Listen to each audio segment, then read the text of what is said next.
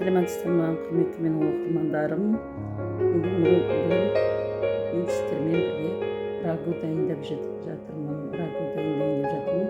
Оған ингредиенттерімді дайындап қойдым. Өздерің көріп отырғандай ингредиенттерді дайындап қойған. Баклажан кубикке тураған және сәбіз.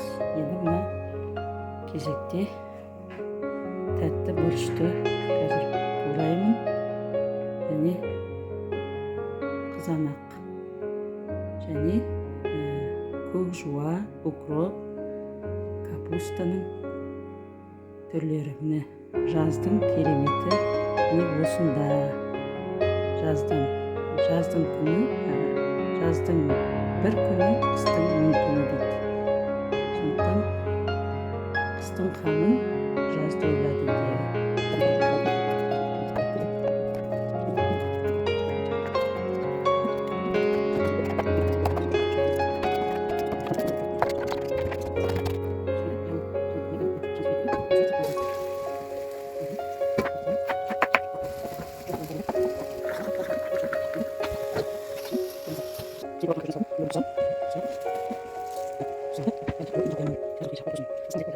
Жаңа картоптың үстіне баклажанды салдым, дайын тұрған.